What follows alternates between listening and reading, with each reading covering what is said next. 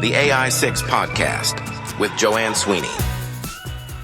Sean Carroll, thank you so much for joining me on the AI6 podcast. You are coming to us from Washington at the moment because you're traveling. You're very welcome. Yes. Being in the birthplace of the United States on the 250th anniversary, it's an exciting place to be. But not as exciting as being here with you, Joanne. So thank you for having me. Well, my pleasure. Introduce yourself, first of all, to our listeners and those of you who are watching it on YouTube. Sure. Good morning, everybody. My name is Sean Carroll. I am a United States Marine. I'm a retired police officer and commander from Providence, Rhode Island. And I am also a leadership coach, consultant, and keynote speaker. And like the rest of us, Sean, you have now entered the world of artificial intelligence because it's ubiquitous, it's everywhere, we can't ignore it. But as a career-long law enforcement officer and working in leadership, what's your impression of the world now around us and AI? It's changed everything. I mean, it really has changed the foundation of society, and as much as it's still getting its footing, in my opinion, it's clearly changed the game. I mean, now, even as I walk around, I see people talking about it all day long. They're talking to their phone, it's just changed everything. And it makes me think back to, dating myself, being a kid, watching the Jetsons cartoon, of all those things that have come full circle in our lifetime. And I can only imagine what's going to happen in the next 10 or so as we just continue to improve exponentially on this technology. And law enforcement, like other disciplines and sectors of society, have had to evolve over recent decades with the arrival of the internet, the smartphone, social media, and you absolutely embraced it, didn't you? I did. I was, like anyone else, it was scary at first. You're not familiar with it. It doesn't really make sense. But the thing that really struck me, and it's funny because listening to you actually made me feel a lot more comfortable with it. And when you were talking with Steve Morreale, and I said, I got to get on board with this because, especially him, he was a mentor to me. I was very fortunate to be able to now work with him. And I said, man, if this guy's doing it, I got to be able to do this too. And it was funny how it all worked out to get me here to you today. Yeah. And I always say domain expertise plus artificial intelligence is how we approach it. So I would never go into AI and ask about biochemistry because I know absolutely nothing about it. And so I would go rogue. The AI might go rogue, and together we would go rogue. We stay in our own lane of expertise, and then we can bring our critical judgment. And if I said to you, Sean, do you have the capability to train a junior in everything that you know? You'd say absolutely. Your AI is your junior, right? Right. And it's interesting because I think you had made a lot of commentary about this, and it's not about coding, it's about communication. And it's the one thing that I learned was, I'll be honest with you, when I first started, I had an awful experience with AI. I started using one particular application and it was doing all the things that you hear about. It was hallucinating, it was giving me wrong answers, it was not doing what I wanted it to do. And there were a couple of reasons for that, but the biggest one that I learned pretty quickly is garbage in, garbage out. The thing can't read your mind, so you have to literally, the secret to me, at least at my level so far, is be able to put the proper prompt in, and take the time to give it the background, give it the context, tell it all the details that it needs to know in order for it to be able to do what it needs to do. And the more that I leaned into that and creating better prompts and taking the time at the beginning, it shaved exponential amount of time off the back end, because what I found was I would just kind of throw something in there really quick to start, and then I would spend all of my time revising, updating, correcting, as opposed to just taking a couple extra minutes at the beginning, giving it everything it needs, and now it's only minor tweaks. So I don't know if you've had the same experience. Yeah, and absolutely. I see it all the time when I'm in classrooms and training people. They're going in with a very short, quick prompt, give me this. And I'm like, guys, it's going to underperform. If you were onboarding a new staff member, you wouldn't give them that level of attention. And if you want to get time back from AI, you've got to give it the time.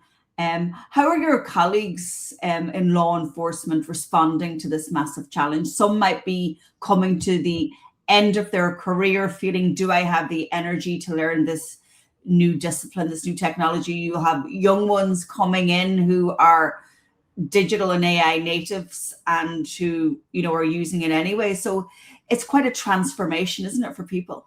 It really is. And I mean, to be plain, at least in the United States for sure, it's coming. So whether you want it to or not. And I think a lot of people that might have been resistant to it at first, like anything else, right? It's unfamiliar, it's new, it seems a little wild when you're not familiar with that technology. It's something that you may not necessarily lean into for the older generation, but I will say this, I'm thinking back to, my department, unfortunately had to respond to the mass shooting at Brown University right before Christmas last year. And that became a really big component with the flock cameras, the Tesla cars that were recording things, like all of those AI, if you want to call them that, AI elements really were really important. I mean, that's even how they wound up finding the individual, was through a plate reader was part of that. So, all of these technologies, even if you're resistant to them, I think it forces your hand, because when that becomes the only way that you can move forward on some of these really important cases, you don't have a choice, right? If that's all you've got. And quite frankly, what's the other side of that coin, Joanne? You don't use it, you don't solve a crime, and now what? All for what reason? So I think it also helps too to have the younger generation, like you said, that's very fluent in it. Because as much as we laugh, I remember still being a commanding officer and having young officers that were, when TikTok was still becoming a thing, and I thought it was a breath mint. I didn't know what this TikTok, whatever it is. And so all these guys, but that's how these guys and girls, that's how they were communicating, and they were very comfortable with that. So for me, even though I didn't know what I was doing, if I had to do something, I'd be like, hey, come show me how this works. And, and they would get right in there. And it actually worked out, because it allowed me to create a better bond with them as I learned from them, because, that's the thing, right? Somebody that's senior to you, that is one of your commanding officers, is like, hey, help me do this. So they're really proud to show off their AI prowess and all the technology that they are comfortable with. And it also made me feel a little more comfortable as well, because to watch somebody that's fluent in it just rip right through and go, okay, this isn't that scary after all. It also doesn't hurt that I have 2 kids that are in that age too. So that's, how that works, right? Hey, how do I do this, on my phone? And they're amazing resources. So it's been a lot easier. But to answer your question, I don't think it's a matter of whether you want to do it or not. I think it's a matter of when your hand gets forced. So why not embrace it, use it for what it's useful for, in order to improve the level of service. Because the other thing too, Joanne, right, as you know, I'm sure it's the same in over where you are on the other side of the pond. Right now, manpower shortages, staffing shortages are huge. So the ability to leverage this technology, whether it's through drones, whether it's through plate reader cameras, whatever the technology is, even report writing, all of those things make forces more efficient. They make officers more productive, and they effectively reduce more crime and help use less taxpayer dollars in order to do those things. So I don't think it's really a matter of whether you want to or not. It's a matter of when you're going to get on board, because at the end of the day, it's only going to bring good things for everybody involved.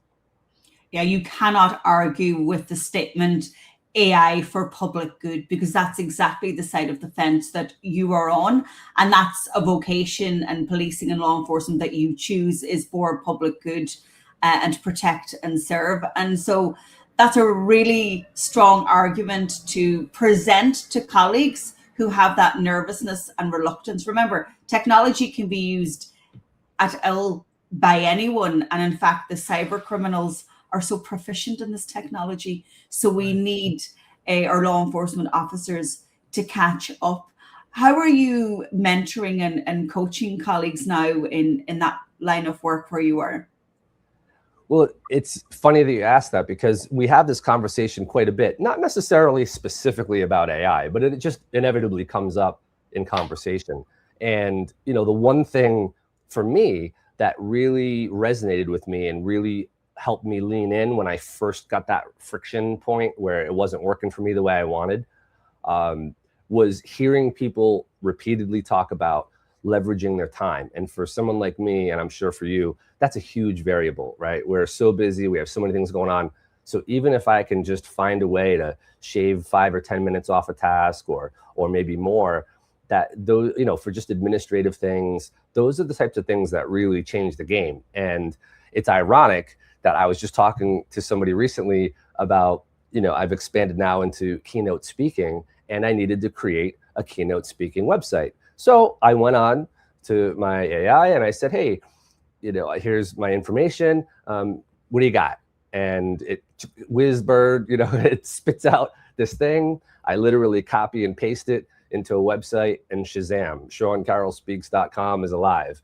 And I actually have left it up and I have not touched it. So if anybody wants to check it out, you can see exactly what it created. The only addition that I made was it asked me for a photo that it didn't have to plug in.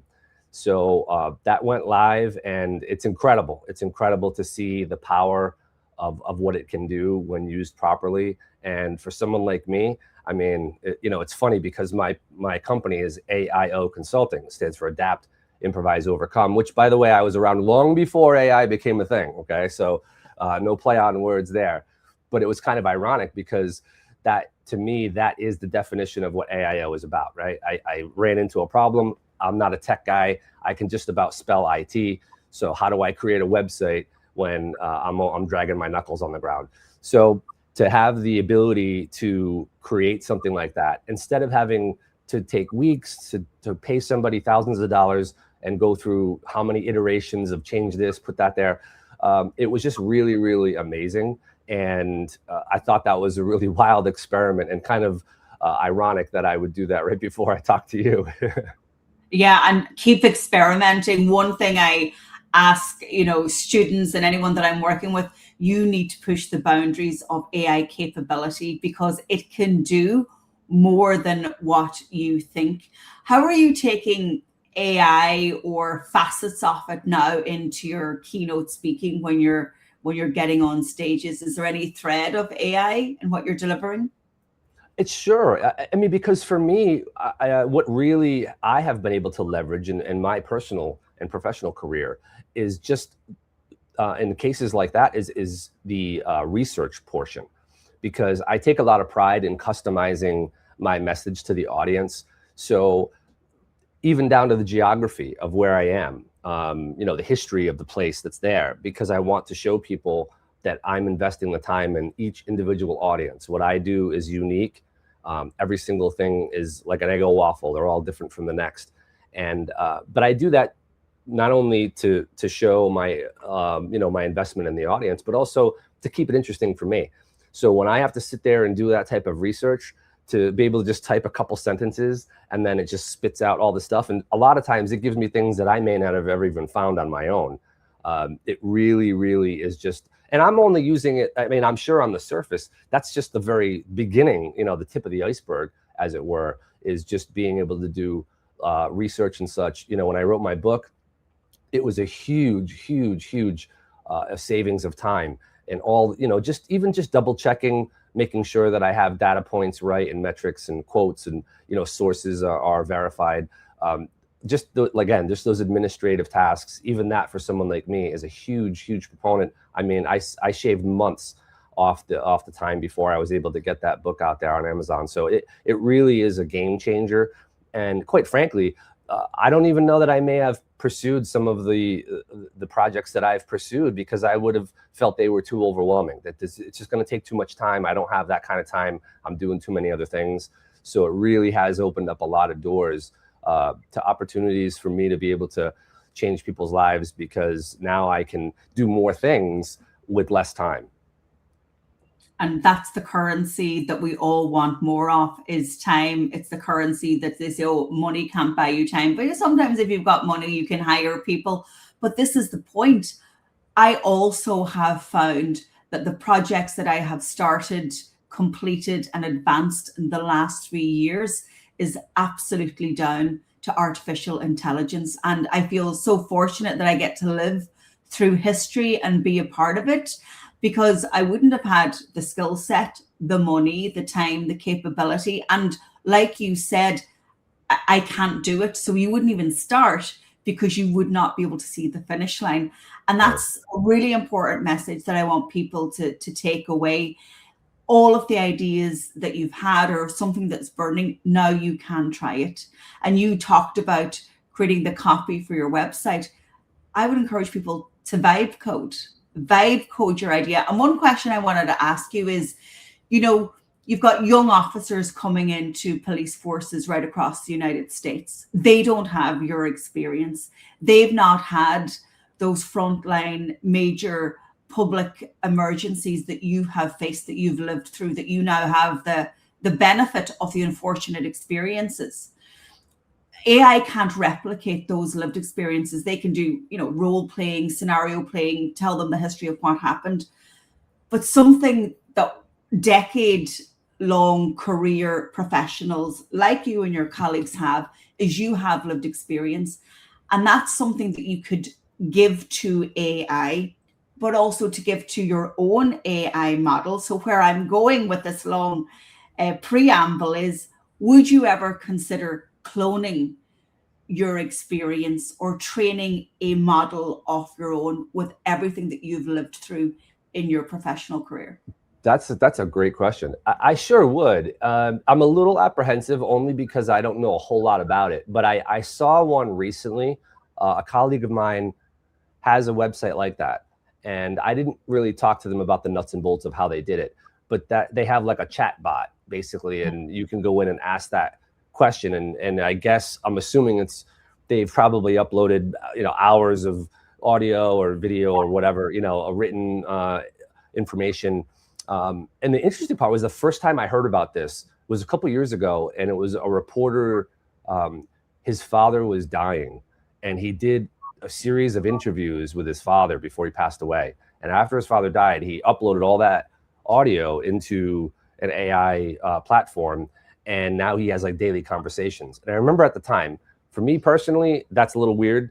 My father died young, and as much as I would give anything to have another conversation with him, that just seemed a little odd to me, and it wasn't quite up my alley. But as I think forward now, the reason why I'm like thinking out loud as we're talking about this is because for me, that really is my passion. My passion is paying it forward to the next generation. And the interesting part is, as much as AI can take all of my experiences and help me repackage them in a way that really helps people, it can't take the place of the 30 plus years of being a Marine, being a big city cop, being an FBI NAA trainer, all the experiences, like you said, that have made my Irish upbringing. Of course, it wouldn't be complete without all the trials and tribulations that come with life, but that's how we get here. So I wouldn't say no, and I'm not necessarily saying yes. I think I would need to learn a little bit more, but as we get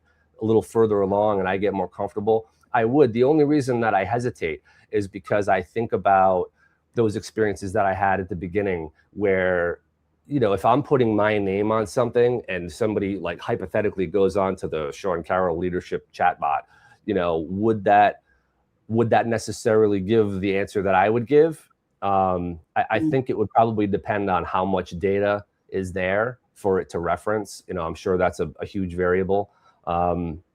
It's really interesting, I'll tell you that. But I don't know at the end of the day that the AI will replace the human experience. And I think that's the difference. Is as great as it is, you're not going to put a robot in front of a room and be able to make the connection that I can make when I'm talking to an audience, when I'm sharing my stories of things that happened to me. And that's really what I'm about, is to take that experience and allow people not just to hear a story, but to be empowered by that, to be transformed by that. So they're not just getting information, they're getting transformation. And as much as AI is good at repackaging it, it can't create something that it doesn't have. No. And I genuinely think that the more technology that we are given and that we have access to and utilize in our personal and professional lives, I think the more we crave that human connection, because we are reminded that the technology will never shut off. So then our nervous system and our brains don't shut off. But what we're missing is that human to human connection. Right. The United States is racing ahead on AI for absolutely sure. I know in this side of the world, we are predominantly using your models, whether it's OpenAI, Anthropic, Gemini, Copilot, and the other big leader is China, also racing ahead. But how do you see the technology evolving in the years to come? Do you think that it's going to be embedded, like every police force is going to have a chatbot where instead of calling 911, we can just go into, New York police NYP chatbot and say, hey, I need some help over here? I think there'll be some element of that. As I look now, I've talked to a bunch of people. I was just talking to a commander out in the West Coast, and they used AI with a drone to find a lost child.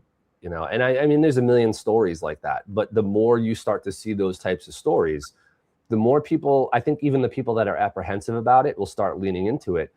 Obviously, the concern, like we said at the beginning, is fear of the unfamiliar. So as it becomes more familiar, and to use your term, the more ubiquitous that it's all around us, it's on every cell phone, right? You push the button, you talk, what time is this? Can you set an appointment for that? Get me a reservation for dinner. The more that everybody gets comfortable with it, I think it's going to really lower the barrier for that. I think the only X factor is the security angle, because obviously people are very anxious about that. But as I was just reading the story yesterday, that now we have these unmanned aircraft that are flying, with military applications, with bombs and stuff. I mean, the fact that we've made it to that point, like anything else, I think the technology hits the defense sector first and it kind of trickles down into regular society. So to see the wild advancements, the exponential advancements that are happening, I think they're inevitable. So it's not really a matter of whether you're willing to accept it or not. It's a matter of, are you willing to live in the new world? If you're the person that's still riding horses when everybody's driving cars, you're going to be left behind. So that was kind of my attitude was, I don't want to be one of those old age people like, what's this newfangled technology? Like harness it, learn to use it. Don't complain about it, because it's coming whether you like it or not. I think very strongly that our colleagues working across government, public sector, policing, all aspects of society, there's a responsibility, as you say, because you have the domain expertise. I will continue to repeat myself until people get the message. What you bring with all of those decades of experience, that is necessary in order to leverage the technology. And we must share it, I believe, before we're gone. And that will be our legacy. There's a huge leadership role, right? I think the AI transformation is as much about leadership and people as it is about the technology. You must be seeing that on the stages and the rooms that you go into with the differing opinions. But those that lead are those that are putting their hand up and saying, let's embrace it. Yeah, like I said, you don't have a choice, because if you're in charge of a law enforcement agency and because I see this all the time, the last few years when I talk to chiefs and sheriffs all over the country, in some, across the world, they all have the same concerns, right? It doesn't matter where you are. Every executive has a shortfall in manpower. They don't have enough staffing. They're being overburdened with tasks, right? Police departments are being asked to deal with all kinds of things that may not necessarily be law enforcement related. So they have more demands on their time, less people to do it. You don't have a choice. Because at the end of the day, the public that you serve is demanding that you be able to provide these services. And if you're not doing it and the next town over or the next county over is doing it, eventually you don't have a choice. So like I said, the trick is are you going to do it willingly and embrace it and learn how to harness the power of it? Or are you just going to be, dragged along?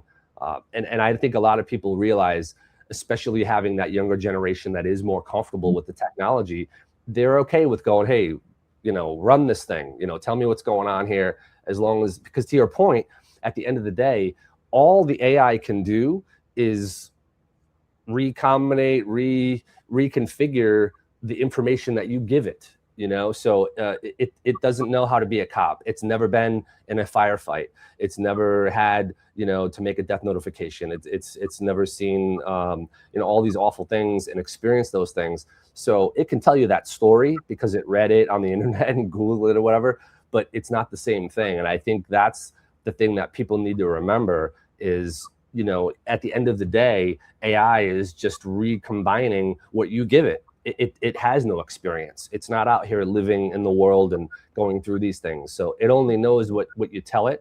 And I think, at least for the foreseeable future, as much as AI is powerful, it's only powerful when in the right hands and when given the right input. So to your point, yeah, it requires leadership. It requires people that have that knowledge and that background, because all it can do is take that, learn from it, repackage it, and then apply it, but it can't create it from nothing. And I think that's a really important point to remember. What do you think about our younger generations? We both have, teens and children in our lives, and you've got, you're seeing younger officers coming into the force and starting their career. How do you think they can adapt? Obviously, they're probably native, but how do they get the experience that we got by doing it the hard way, if you like? I think they need to learn the stories and the lessons from people like you and I that have been there ahead of them. But I think them taking the technical expertise that they have and learning how to leverage it in a productive, in a safe way, I think is really going to be the future of law enforcement, whether we like it or not. At the end of the day, again, as much as I say that, I'm thinking back to all of my experiences. And again, when I'm walking a beat or when I'm on a call, people don't want to talk to a robot. Chatbots are cool to get an answer or maybe to get a copy of a police report. But if I'm having a problem with my neighbor, you're not going to send over the T2000, right, to go talk to that person and hear me and understand the problem that I'm experiencing. And, that human connection, I think, is a really important part of what law enforcement officers do, is having the network and the relationships and being able to deal with people on a human level is an X factor that I don't know, as much as AI can learn, I think there are still certain limitations. And again, even if it was the most incredible robot in the world, a human being doesn't want to talk to a machine in those situations. In many cases, they want to feel that human connection. At the end of the day, that's who we are. And I don't know that there'll ever be a replacement for that. But I am certainly excited for the prospect of what it can bring, especially when I think about things like cold cases, and a lot of the other applications that can really, really leverage it. Because again, even in my department, I was in a very large capital city police department, and only up until recently did we have the ability to have someone handle cold cases. So what does that mean? If you got murdered in the 80s and nobody solved the crime, now what? To be able to pump that information in, it can lead to new leads. It can lead to solving new crimes. Never mind, the technical advances with DNA and fingerprints and those types of things. But I think, back to your original question, why wouldn't you? Why wouldn't you embrace this? Again, I understand the fear, the concerns. Certainly, like even with the flock cameras, that for those that aren't aware, they're basically traffic cameras that are posted all over the place. And, people have privacy concerns because they say, wait a minute, I'm driving around on the road. You're recording, it records a lot of data points, your license plate, all the aspects of your vehicle. And obviously it's very valuable when the time comes, but I can certainly understand why some people have concerns about where is that data stored, how is it being used? And I think that's the real secret for law enforcement, is the transparency. I've heard that term be thrown around a lot, but it's really, really important. The places that I have seen AI be successful, the departments messaged it, they explained it ahead of time. They told people what they were doing, why they were doing it. And those places seem to have a much, much higher rate of success with less pushback from people, as opposed to others that either they weren't very clear about what they were doing or how they were doing it, or worse, someone found out after the fact of data is being used without their knowledge. And that's what you don't want, because it really comes down to trust. So if you have that level of trust from the outset, and own it, right? Is sometimes things go wrong. Just say that, you know what, hey, this is what happened. We're learning as we go. But I think people can appreciate the value of what it does and the value that it returns, as long as it's just like a gun, right? As long as it's being used properly in the right hands and for the right reasons, for protection, of property and life, then I think people are much more apt to relent to it, because at the end of the day, who doesn't want better police service?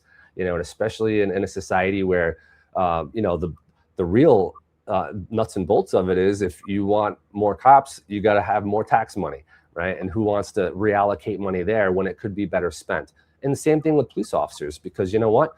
I can speak for myself.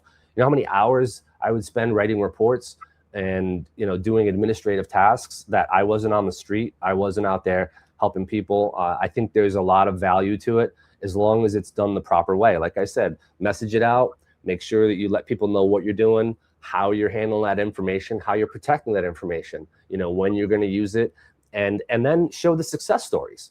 Show we found a missing kid, or we solved this old murder, or whatever the case might be. Like I said, with the Brown University mass shooter, that was a really big deal. And so even for people that push back against it, when those types of things happen, it's really tough to argue against it.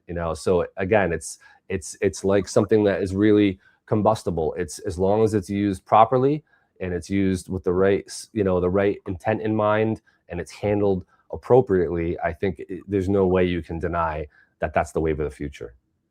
You just summed up what Alex Murray, the executive director of Police AI in the UK, said in last week's conversation. And he said, Joanne, we don't do AI, we do responsible AI. I love that. And he answered the question even better than I could. And like you said, it's the wave of the future. You got to harness it and ride that wave, because it's solving a lot of problems all at the same time. It's making police forces more efficient, more effective, more cost effective. And at the end of the day, again, having been a career police officer, that's less burnout, that's less stress, right? It makes your life better, right? It takes a lot less out of you when you don't have to do all those types of things. And it makes you feel better because you're out there doing what you're supposed to do, helping people, because that's really what we're here to do at the end of the day. So I think it's an amazing tool, as long as it's wielded properly, and it's changing the world. It really is. And it's making everybody's life better, even police. And that's an amazing thing. Well, I cannot let you go without giving me the Irish backstory, because with a name like Sean Carroll, you can't deny it. And you did hint to us during our conversation that there was lineage there. So I want to know, and I'm sure my listeners want to know also. Yes. Well, as my grandfather used to say, I spell my name Sean, and as he would say, the right way. Sean Michael Carroll, yes, is very Irish. And I found my roots. I actually found out that my great-grandfather, off the boat from Ireland, was a police officer in the early 1900s. It was like 1902, 1903. They only had one document with his name on it. And I had several other people, including my father, through the years. And so it's funny, because of all the training I did with the FBI National Academy Associates, travel the country. The one thing I never got to do was to go across the pond and go back to my home country. And now, as you mentioned, having kids, and I have my first granddaughter, and I just found out on Father's Day that we have another grandchild on the way, Irish twins, as it were, 8 months apart. We're super excited. I want to bring my family there and show them where we're from. I've talked to a lot of people that have done it, and it's just a life-changing experience. So I'm excited, and I would love to be able to meet you in person as well during that opportunity. Well, we should try and absolutely make it happen. I am absolutely sure that there is definitely a stage in Ireland that needs to hear from you. So I will keep my eyes and ears open. Congratulations on the second grandchild. As a grandmother of two, I know the excitement of it, and it is what they all say. It's a wonderful time in your career. But just to let people know, we're still very young, Sean and I. Yes. So if you're not watching this, don't be painting a picture that suggests that we're older than we sound. We're absolutely not. Exactly right. Because yes, I will be out there playing with my grandkids and not in a wheelchair. So I'm very proud to have that opportunity. I can't wait. Well, listen, thank you so much once again for your time. I know you're going off to a series of day-long meetings in Washington. Thanks for your insights and continued success. Of course. Thank you so much for having me. And if anybody needs to find me, they can also find me at AIO. It's AIOleadership.com, or on LinkedIn. It's Sean M. Carroll. Or you can just email me directly, my initials SC at AIOleadership.com, and I'm available. Or as I said, Sean Carroll with 2 R's and 2 L's speaks. SeanCarrollSpeaks.com is the keynote place. So I would really love to connect with anybody. And if there's anything I can do to help, it's my pleasure to pay it forward. And we'll absolutely put those links in the show notes for the podcast too. Thank you so much, Joanne. It really has been a pleasure and an honor to be here with you. And I'm so excited to continue the conversation with others. So please continue to do what you do, as you know, being a trailblazer and a pioneer to really pave the way for people like me right behind you. So it's an honor and a pleasure to be here. And I look forward to watching your continued success. Thank you, my friend. Have a great day. You too. My pleasure. Bye-bye.